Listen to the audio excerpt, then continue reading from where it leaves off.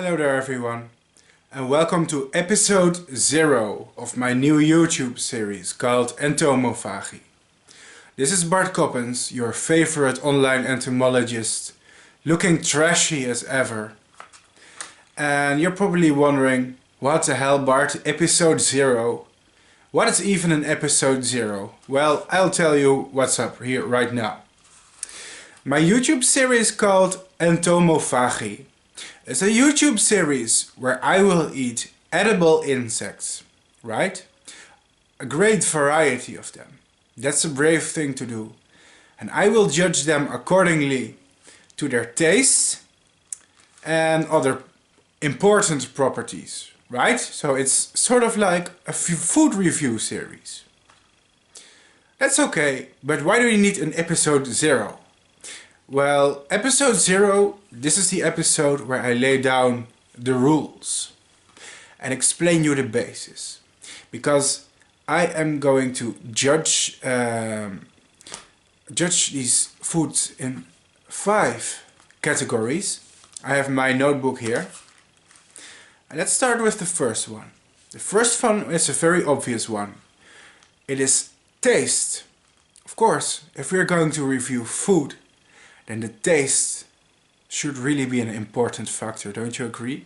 That one's straightforward, right? That's the first. The second one is creativity and practicality. Now you're probably wondering, what? Creativity and practicality? Why is this the same thing? Because, in my opinion, they are 2 sides of the same coin, right? Take some food, for example, that's very creative. For example, a wedding cake, right? A wedding cake isn't really very practical. It's big, it takes a lot of time to prepare, it's decorative. I mean, if you're hungry and you just got home from work and you haven't eaten all day, or you have to take a lunch with you to school, then you aren't going to take a wedding cake with you, right? And on the other side, let's take something very functional, okay?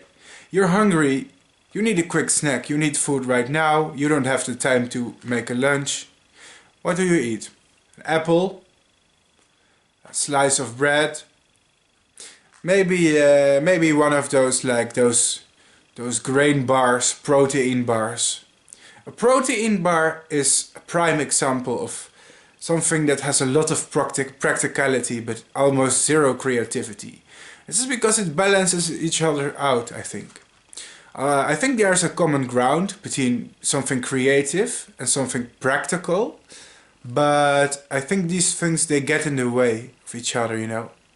For example, if you're going to eat like a full banquet, then it's going to be something rather creative, and if you're just looking to fill your stomach, then it's probably something practical, alright? So if we are talking about insects, I would rate creativity high if the presentation is really well, if the concept of the food or product is thought out very well.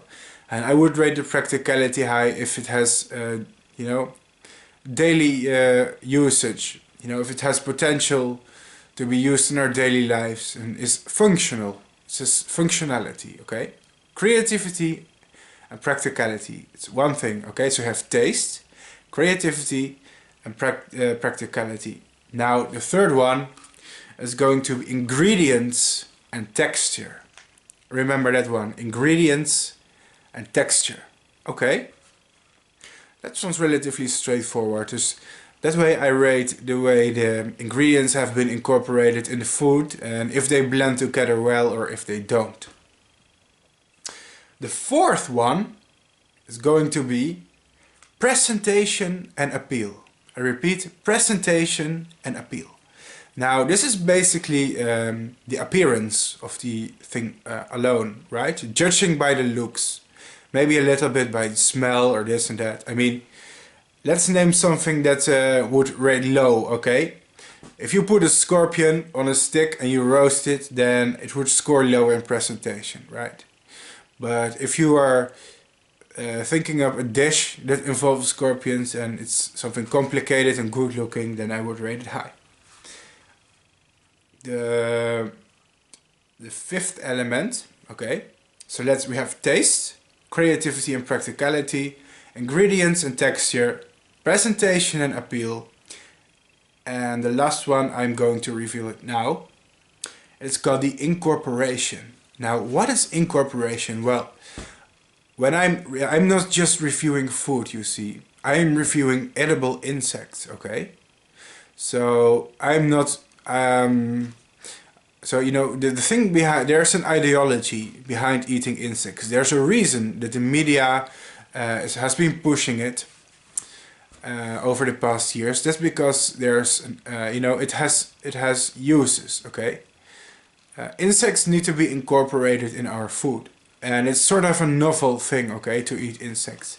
So the incorporation is basically my rating of how well the insects have been incorporated in the food. Okay, that doesn't mean if they are very noticeable. Okay, but it means if they are a wholesome part of the product, if you understand what I mean.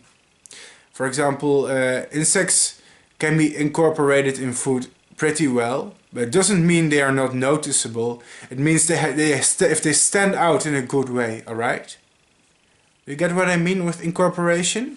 The insects have to be incorporated in a good way. Okay, if I make spaghetti, spaghetti is already a good dish. If I make spaghetti and I throw some dead cockroaches on top, yeah, that's bad incorporation. It's not very original. You're just throwing insects into something that already works. It's not original, it's not incorporated very well. Okay? Now if I take for example a dish like paella that has prawns, and I don't know, I fry it with grasshoppers and this and that, and I add seasoning and it all ends up very well, and it has good incorporation. Okay? Understand? So we have 5: taste, creativity and practicality, ingredients and texture, presentation and appeal, incorporation, and when I'm done with those 5 elements, then I'm going to give an overall opinion. And my opinion will not have a number or rating attached to it, because I don't like giving overall ratings. You have to judge the individual parts, make up your own mind. That's difficult, huh? So you're probably wondering, Bart, why the hell would you eat insects in the first place? You're a pretty weird guy with your weird looking hair and your weird looking clothes and your weird hobbies and weird videos, and now you're starting to eat and review insects. Well, you have a point, but there's a reason, there's a current need for us to push this into society, because of course you've all heard the reports of the global increase of the human population, and how by 2050 we are unable to feed our own people, right? Or how about pollution? How about climate change? How about carbon dioxide emissions? How about efficient usage of surface area and agricultural landscape? Why am I bringing this up? That's because insects are very, very sustainable. That's right. Let me tell you why. Let's compare insect meat to cow meat or beef, okay? According to my statistics, the same amount of beef or cow meat takes 26 times more water to produce than its equivalent weight in insect meat. So that means to grow 100 grams of beef, you need 26 times more water to grow 100 grams of insect. Think of that. You need 8.3 times more food to grow beef than to grow insect meat, okay? Now, as you can imagine, when you are farming animals, if they are, be it a cow, a chicken, a pig, or a cricket, or a cockroach, right? These insects need to be fed. If you are farming animals, you need to feed them. But not all this food is converted directly into meat. Now, to produce 100 grams of of insect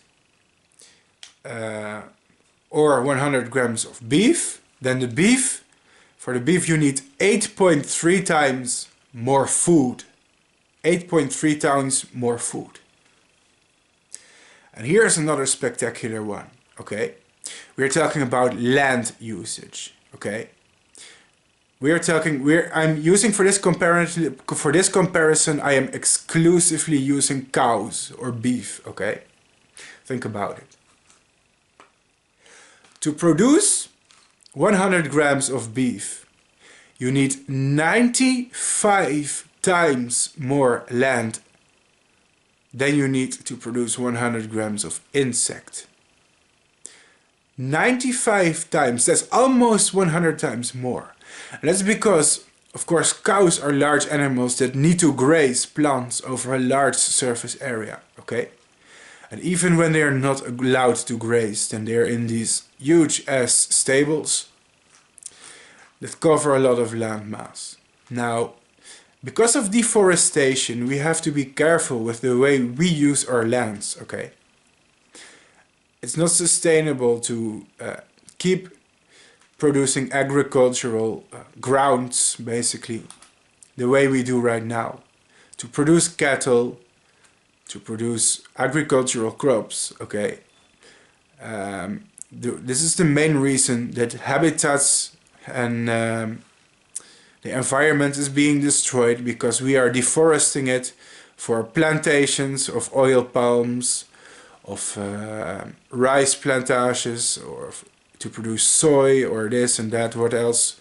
You can name many crops responsible for deforestation, but another major threat is meat production. Look, don't get me wrong. I myself am not a vegetarian, far from it. I'm actually a huge ass meat eater, okay? And maybe that's kind of hypocritical for somebody who is lecturing you right now about how wasteful it is to eat some products that I eat myself, okay? But I'm just throwing it out there, okay? I'm just planting some education in your mind, some food for thought.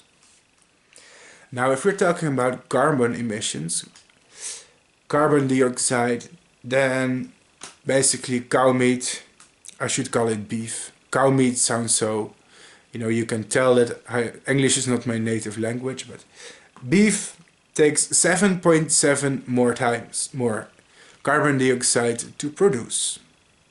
Now, I think this is a good argument to eat insects, It could solve hunger, it could solve pollution, it could make our land usage more efficient, it would make us waste less food, it would make us waste less water, and last but not least, insects have been a natural part of our diet for millions of years, okay?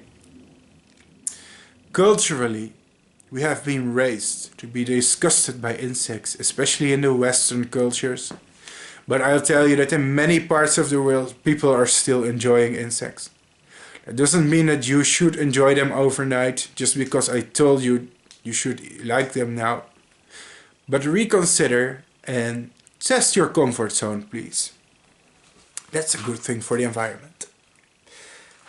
Also, let's continue. Insect meat has 2 to 3 times more protein than cattle. It has 5 to 10 times more calcium, okay? It has almost as much B12 as salmon. So insects are really rich in fats, in proteins, in calciums, the good kind, honestly. I would even go as far as say that perhaps it's even a more healthy option. Not necessarily, because it depends how you prepare it. Also depends on what kinds of insects you eat and how you consume it. I mean, some of them also have a high fat percentage, so I wouldn't call them healthier per se, but hope you get the point, people. This is the introduction, or episode 0 of Entomophagy. Let's continue to episode 1.